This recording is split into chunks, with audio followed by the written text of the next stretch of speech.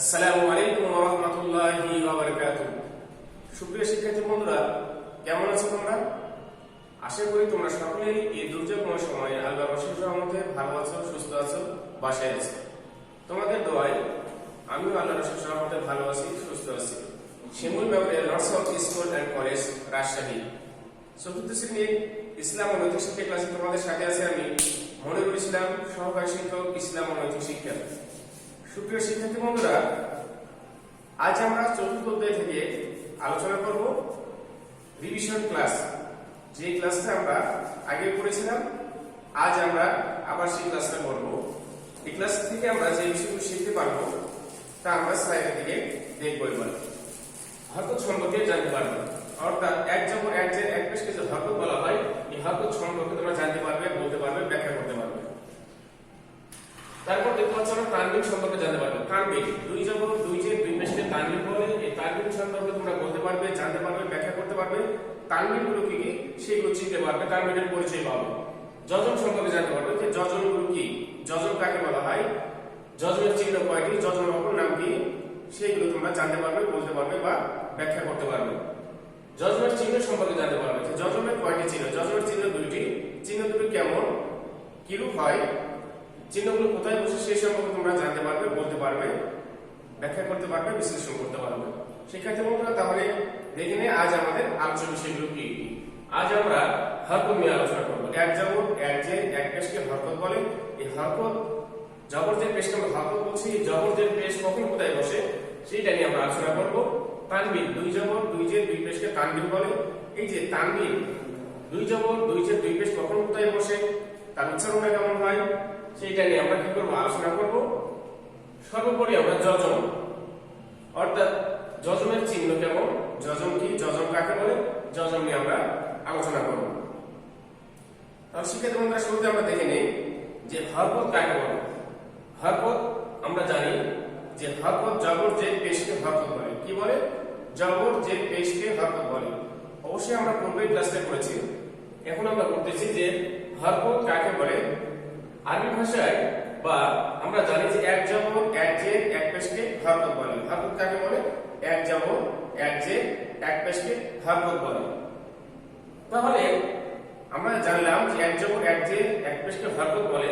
এই হরকতটা, হরকতের উচ্চারণ তাড়াতাড়ি হয়। হরকতের উচ্চারণ কি করতে হয়? হরকতের উচ্চারণ তাড়াতাড়ি করতে হয়। এই যে কখনো হরফের উপর জবর থাকে, কখনো জের থাকে, কখনো পেশ থাকে, এইগুলোকে আমরা কি বলছি? হরকত বলছি। তাহলে আমরা হরকতের সঙ্গে পেলাম যে এক জবর এক যে এক পেশকে হরকত বলে। জবর সব সময় হরফের উপরে বসে। কোথায় বসে? বন্ধুরা বোর্ডের দিকে একটু লক্ষ্য করো তোমরা। আমি একটু উদাহরণ দিয়ে তোমাদেরকে দেখাবো যে জবর সব সময় হরফের উপরে বসে। কোথায় বসে? হরফের উপরে। এই যে আমি এখানে একটা হরফ লিখবো, এখানে কফ। কি লিখবো? কফ। কফের উপর যদি আমরা জবর দেই, এক জবর এক যে এক পেশ, অর্থাৎ কফের উপর যখন আমরা জবর দিচ্ছি, এটা হচ্ছে হরকত। তারপর কফের নিচে জের দিলে এটা হরকত। তারপর যদি আমরা কফের নিচে কফের উপর পেশ দিই, এটা হলো হরকত। তাহলে এক জবর এক যে এক পেশকে আমরা বলছি হরকত। এই যে হরকতের মধ্যে জবর যে পেশগুলো কোথায় বসে আমরা দেখে নেই। জবর সবসময় হরফের উপরে বসে। কোথায় বসে? জবর সবসময় হরফের উপরে বসে। আর জবর যখন হরফের উপরে বসবে তখন আমরা উচ্চারণ করব আকারের মতো। কিসের মতো? আকারের মতো। আকারের মতো। আকারের মতো। জবর যখন হরফের উপরে বসে তখন তার উচ্চারণ হবে কিসের মতো? আকারের মতো। তাহলে আমরা জানলাম যে এক জবর এক যে এক পেশকে হরকত বলে। এই যে আমরা দেখতে পাচ্ছি তিনটে হরফ, কফ জবর কফ, কফ জের কি, কফ পেশ কু, কফ ই কু। তাহলে হরফের উপর যখন জবর বসে তখন তার উচ্চারণ হয় কিসের মতো? আকারের মতো। তাহলে আমরা জবরের উচ্চারণ দেখলাম, হরকত সম্পর্কে জানলাম। এবার আমরা দেখবো যে হরফের নিচে জের যদি বসে। আমরা জানি যে হরফের উপরে জবর সবসময় হরফের উপরে বসে। এই যে জবর দেখছি এটা সবসময় হরফের উপরে বসে, আর জের সবসময় হরফের নিচে বসবে। জের কি হবে? সবসময় হরফের নিচে বসবে।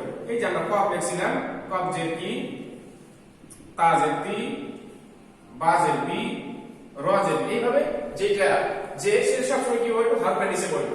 এই যে যে যদি হরফের নিচে বসে তখন তার উচ্চারণটা কিসের মতো হবে?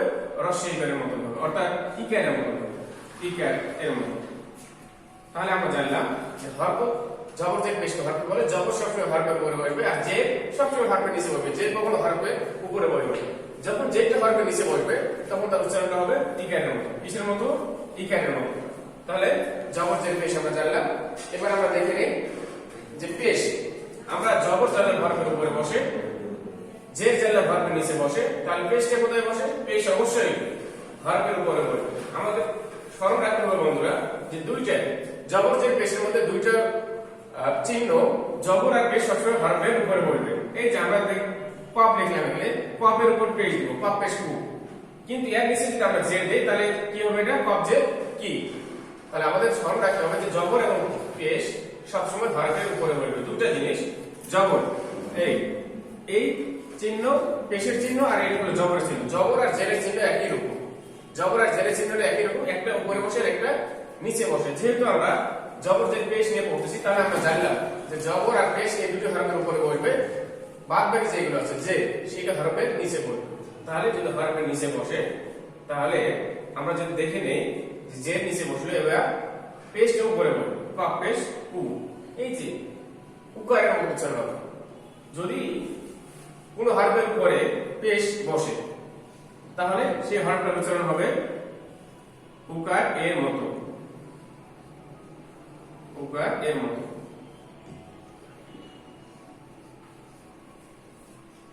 তাহলে আমরা দেখে নেই বা পেশ, এই যে বায়ের পর যখন জবর ওই পেশ বসলো তখন এর উচ্চারণ হবে বু, বা পেশ বু। আমরা বু লিখতে গেলে, বা পেশ বু লিখতে গেলে তারপর অবশ্যই একটা উকার পাবো আমরা, বু। তারপর যদি এইভাবে লিখি তা পেশ টু, সা পেশ টু, জিম পেশ জু, হা পেশ হু, যেটাই আমরা লিখবো এই পেশ দিলে উকারে আমরা উচ্চারণ পাবো জু, জিম পেশ জু। তারপর যদি আমরা এখানে লিখি খ পেশ খু, খ পেশ খু, আমরা আগে যে হরফে লিখবো যে কোনো হরফের উপর যদি পেশ থাকে তার উচ্চারণটা হবে উকারের মতো। তাহলে আমরা জবর জের পেশ সম্পর্কে জানলাম যে জবর সবসময় হরফের উপরে বসে, জের সবসময় হরফের নিচে বসে, আর পেশ সবসময় কি হয়? হরফের উপরে বসে। বন্ধুরা তোমাদের প্রশ্ন হতে পারে জবর জের পেশের মধ্যে কোন চিহ্নটি বা কোন আলামতে সবসময় হরফের নিচে বসে? তাহলে আমরা অবশ্যই জানবো জবর জের পেশের মধ্যে যে সবসময় হরফের নিচে বসে। তাহলে আমরা হরকত সম্পর্কে জানলাম। এবার আমরা জানবো তানবিন সম্পর্কে। তানবিন আমরা কিছুক্ষণ আগে হরকত জানলাম, এক জবর এক জের এক পেশকে হরকত বলে। তাহলে এবার আমরা জানবো তানবিন সম্পর্কে। তানবিন কাকে বলে? দুই জবর দুই জের দুই পেশকে তানবিন বলছে। দুই জবর দুই জের দুই পেশকে তানবিন বলে। তানবিনের উচ্চারণটা নুন যুক্ত হয়, বান, তান, সান, কান, পান, এরকম ভাবে তানবিনের উচ্চারণটা হয়। এই যে আলিফের উপর যে দুইটা জবর দেয়, আলিফ দুই জবর আন, আন লিখতে গেলে এই শেষে আমরা নুন যুক্ত পাচ্ছি আন। তাহলে এবার যদি বান লিখি, বা দুই জবর বান, আমরা আগে যে কোনো হরফ লিখে না কেন এই তানবিন যুক্ত যদি হরফ হয়, জবর জের পেশ যুক্ত, দুই জবর দুই জের দুই পেশ যুক্ত যদি হরফ হয়, তাহলে তার উচ্চারণটা কি হবে? শেষে অবশ্যই নুন যুক্ত থাকবে। যেমন এখানে পেলাম আন, এখানে পেলাম বান, আর বিভিন্ন হরফ যদি এইভাবে লিখি বিভিন্ন উচ্চারণ হবে। তাহলে আমরা দেখে নিই যে তানবিনের চিহ্নটা কি।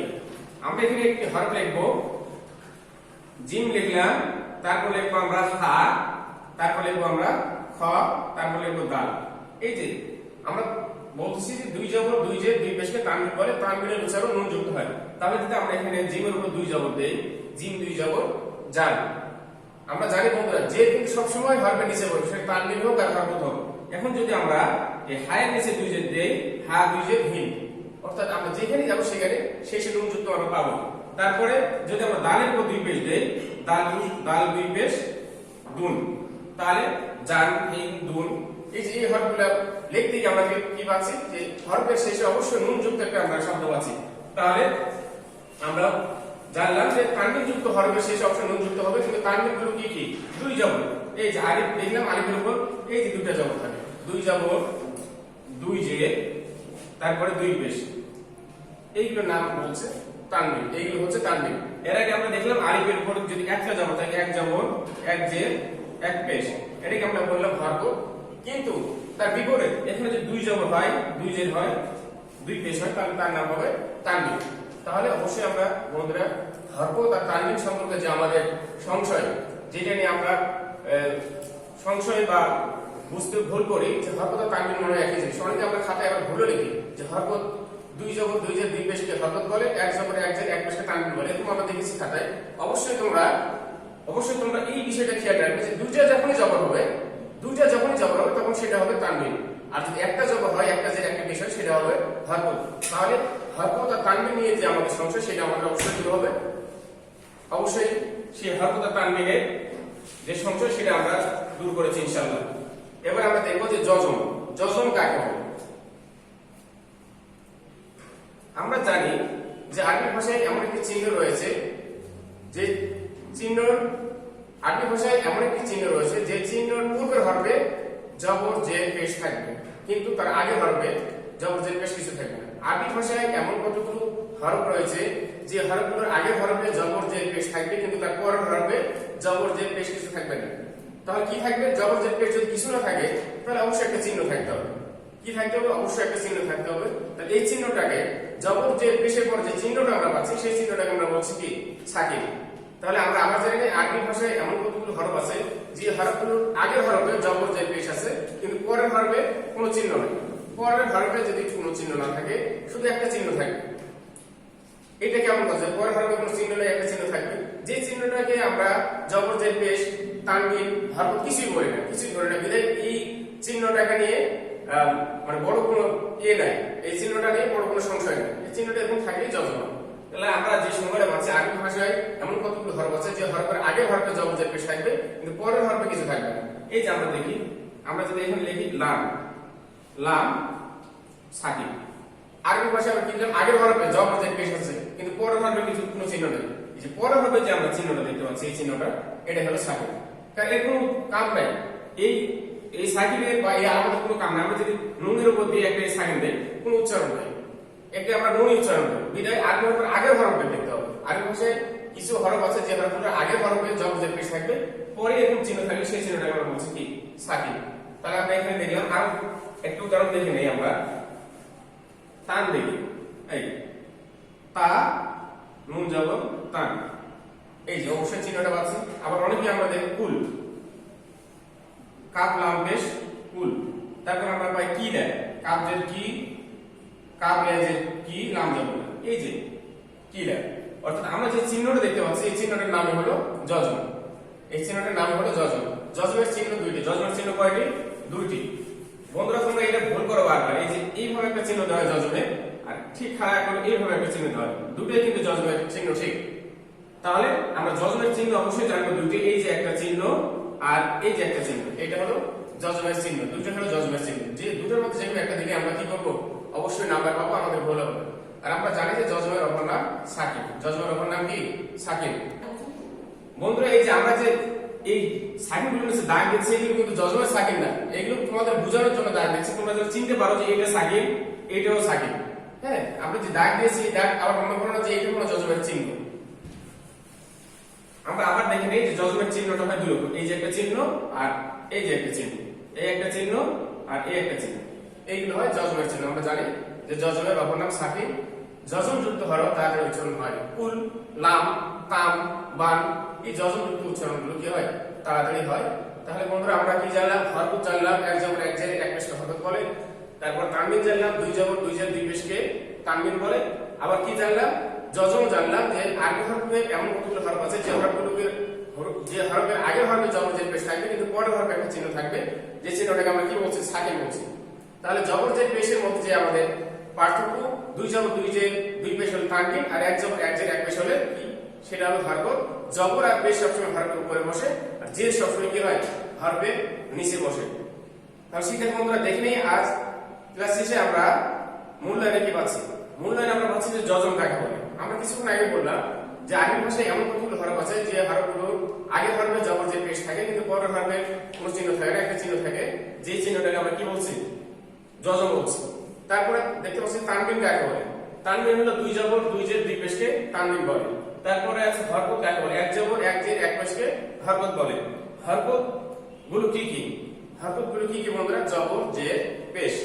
তানবিন যুক্ত তিনটি হরফ। তানবিন যুক্ত তিনটি হরফ আমরা অবশ্যই দেখলাম। এই যে এখানে কফ দুই জবর কন, বা দুই জের বিন, তা দুই জের তিন, এই যে তানবিন যুক্ত হরফ। তাহলে এইভাবে আমরা অবশ্যই তানবিন যুক্ত হরফগুলোকে লিখবো সুন্দর করে। শিক্ষার্থী বন্ধুরা আগামী দিন তোমাদের রিভিশন টপ ক্লাস নেওয়া হবে, পড়া থাকবে বইয়ের ভিতর থেকে। কারণ কোনো প্রশ্ন সিলেক্টেড করে দেয়নি এই জন্যই যে যেহেতু এটা আমরা রিভিশন ক্লাস করছি, বিদায় আমরা কি করবো, বইয়ের ভিতর থেকে পড়বো, যেই ক্লাসটা হবে, যেই টপিক্সের উপর ক্লাস হবে, সেই টপিকসগুলো থেকে আমরা লাইন বাই লাইন পড়বো। তাহলে আমরা সেখান থেকে সংক্ষিপ্ত প্রশ্ন, বড় প্রশ্ন সবগুলো আমরা পাবো। শিক্ষার্থী বন্ধুরা, এই বিষয়গুলোকে, আলোচিত বিষয়গুলোকে তোমরা অবশ্যই বাসায় ভালোভাবে পড়বে, বারবার লিখতে চেষ্টা করবে। যেহেতু এগুলো আগে বিষয়, এগুলো একটু কষ্টকর মনে হবে, বারবার যদি লেখো তাহলে এগুলো কষ্টকর মনে হবে, অনেক সহজ মনে হবে।